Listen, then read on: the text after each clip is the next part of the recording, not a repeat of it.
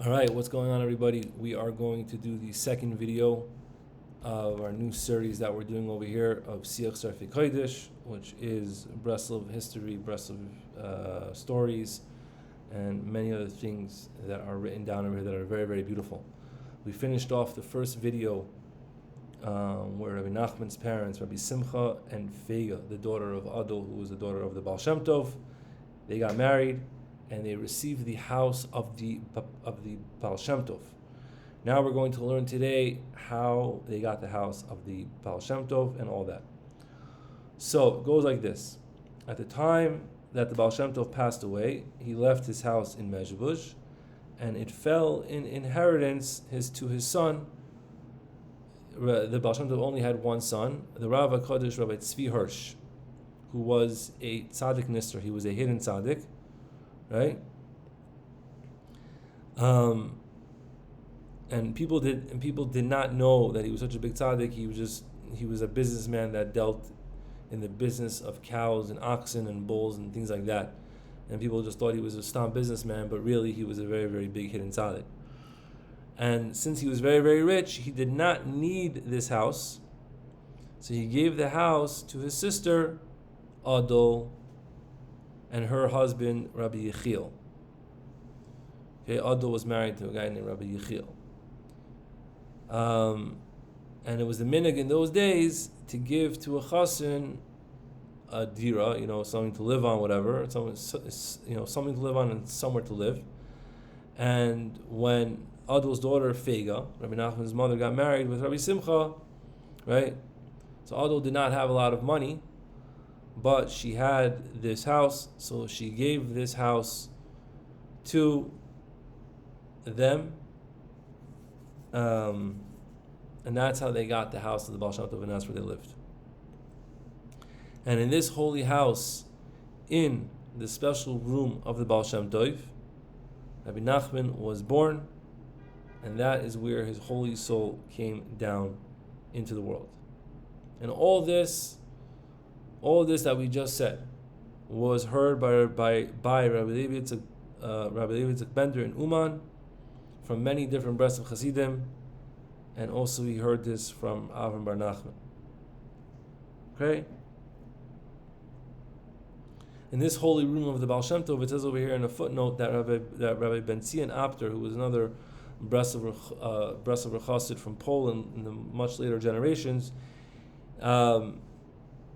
he says that in later generations, this guy Rabbi Naftali Hertz Nachalis from Mezhebush lived there, in the house of the Baal Shem Tov. And Rabbi Ben Zion was there one time, and he asked him, "Can I go into this room?" And Rabbi Hertz showed him that it's impossible to go into this room because he filled this whole entire room up with pieces of wood.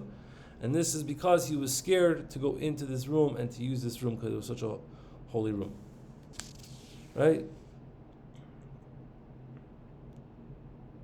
Okay, fine.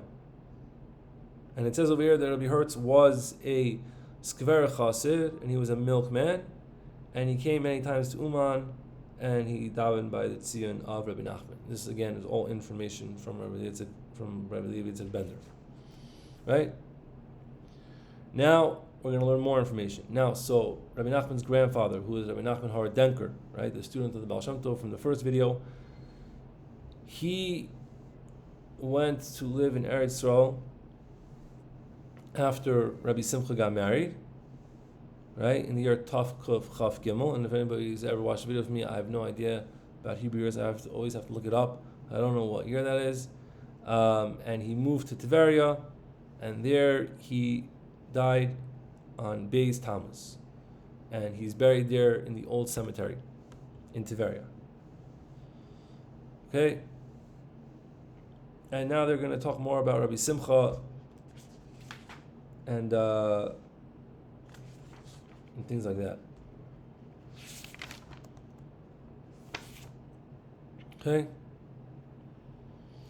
When Rabbi Simcha, who was Rabbi Nachman's father, was young, he already recognized in the Bnei HaChavraya Shel HaBaal Shem Tov, people already recognized that, the Baal Shem Tov's students, they already recognized in Rav Simcha how special he was, right? And he used to be the Shliach Tzibor for them, in their Beis Medrash, right?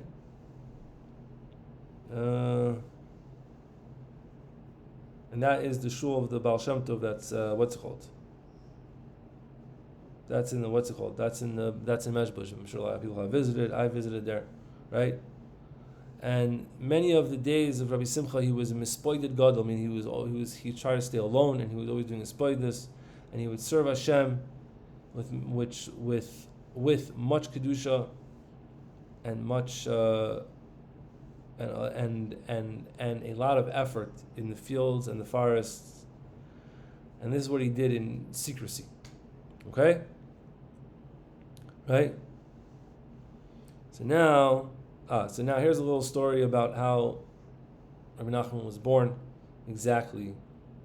We'll go into it. So Rabbi Simcha, that we just said, was a big tzaddik, and he was always, he was doing his splaitis, and he would go out to the fields and the forests, and from time to time, he would go out from his house and he would disappear for a few weeks at a time, or a few months at a time, and he would serve Hashem in the fields and the forests and whatever he did. One time he went out from his house, and his wife, Rebbe Nachman's mother, Fega, did not know if he was going to come back for whatever this Shabbos that was coming. She did not know if he was going to come for Shabbos, and she was very sad about this, right? Because she did not know ich lehisnaig. Because I believe in a different story that's brought down in the Sefer Kisvei, Rabbi Shmuel, from Rabbi Shmuel Horowitz, who always read on the channel. I think it was that she had to go to the mikvah, so she didn't know if she was supposed to go to the mikvah or not. She didn't know if her husband was going to come back. Now it was already Thursday night, and it was her minhag to prepare the dough at the beginning of the night and let it rise, and then she would get up in the morning and bake chalos for Shabbos Kodesh, right? So she started now already doing the hachana of preparing the dough.